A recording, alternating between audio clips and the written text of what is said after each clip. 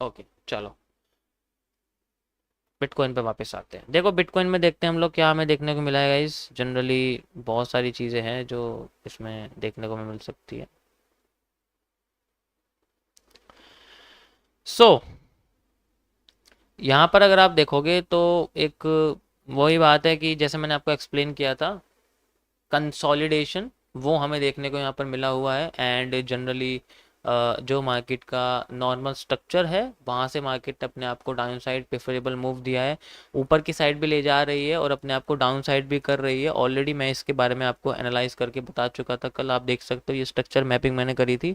And we have a जो आपको ये वाला फॉल देखने को मिला है after the break of high, यही वो फॉल है after the break of high जिसके बारे में मैंने यहाँ पर मैपिंग करके आपको स्ट्रक्चर बना के दिया था। Got it, got it. अब यहाँ पर मार्केट क्या कर रही है, अपने आप को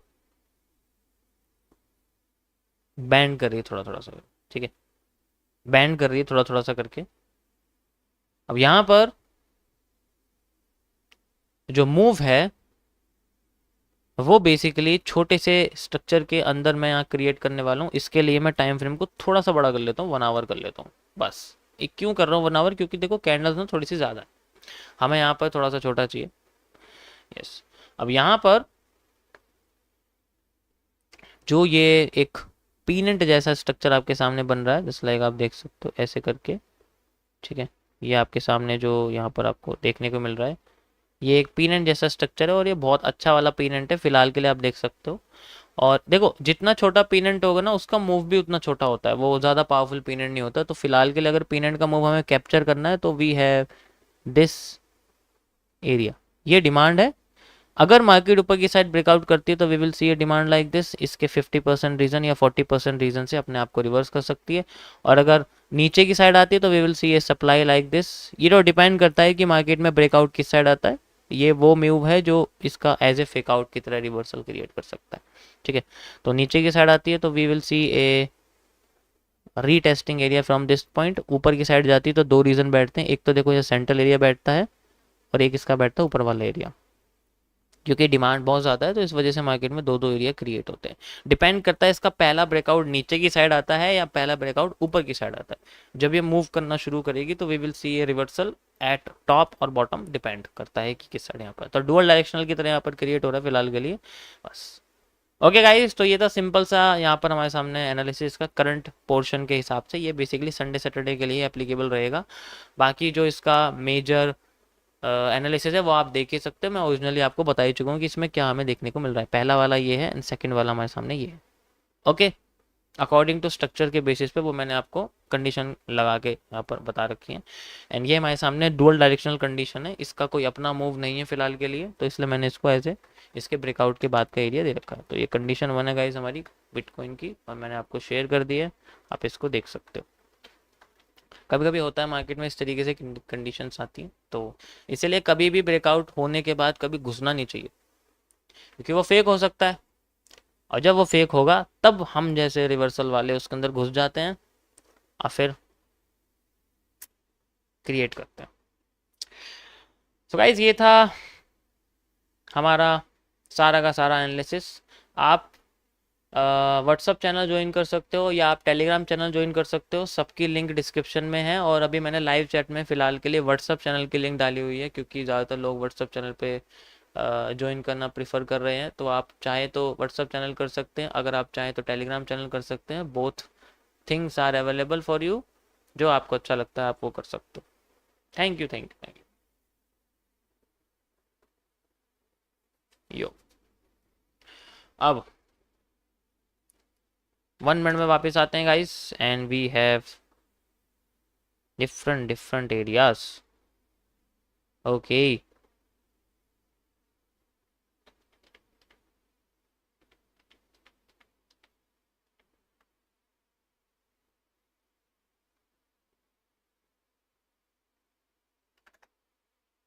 मॉर्निंग में जाते जाते एक मैंने आपको रिवर्सल एरिया दिखाया था, जस्ट लाइक यहाँ पर आपको याद होगा ये इमेज मैंने आपको दिखाई थी, जहाँ पर आपको मार्केट में ये देखने को मिलेगा जाते जाते।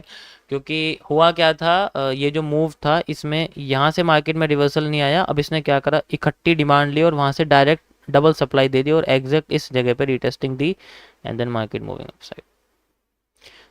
लेवल्स कभी भी मार्केट में फेल नहीं होते हैं, डिपेंड करता है कि वो अपनी डिमांड उतनी दे के रिवर्स करना चाहती है या वो अपनी डिमांड ऊपर दे के रिवर्स करना चाहती है। तो सारी की सारी चीज़ें कह सकते हो कि डिपेंड करती हैं उसकी सिचुएशन के हिसाब से।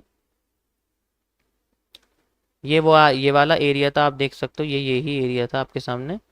जो दूसरा लेवल है वो मार्केट का ये था, आप देख सकते हो, ठीक है। मतलब सेम एरिया है, बाकी इसमें कोई फिलहाल के लिए बात। अब यहाँ पर मार्केट ने उसके बाद बेंडिंग क्रिएट करी, बेंडिंग क्रिएट करके अपने आप को वो जस्ट लाइक आप देख सकते हो, ये मार्केट की एक बेंडिंग थी, यहाँ एक आर्क बन रहा था और यहाँ पर मार्केट ने अपने आप को ब्रेक करा इस जगह से, ब्रेक करके अभी दोबारा आर्क का फॉर्मेशन लेके चल रही है। देखो यही चीज़ है। अब ये वाला एरिया बन रहा है, बस फ़र्क ये है कि जो है वो अपने आप को एंगल नहीं रख रहा है, वो स्ट्रेट लेके जा रहा है। तो फिलहाल के लिए हमारे पास जो ये एक पैटर्न बन रहा है, इसके बेसिस पे मैं आपको बताता हूँ। देखो क्या देखने को मिला है, देखो ध्यान से। यहाँ पर जो बुल साइड का प्रेशर है वो इंक्रीज हो रहा है, लेकिन ट्रेंड इंक्रीज नहीं हो रहा है। कैसे, ध्यान से समझो। अगर मैं यहाँ से लेके यहाँ तक का एरिया देखूं तो बेसिकली मार्केट के अंदर जो एरिया है वो लगभग लगभग सेम है। तो यहाँ पर बेसिकली मार्केट में एक बैलेंस क्रिएट हो रहा है, एक रेजिस्टेंस सपोर्ट एरिया है, ठीक है। सपोर्ट एरिया क्रिएट होता क्या है, यहाँ से मार्केट पॉजिटिव हो जाती है। तो इसके यहाँ से लेके यहाँ तक का जो एरिया मार्केट ने लिया है, दिस इज कॉल्ड वैली। इस गैप को हम लोग बोलते हैं वैली।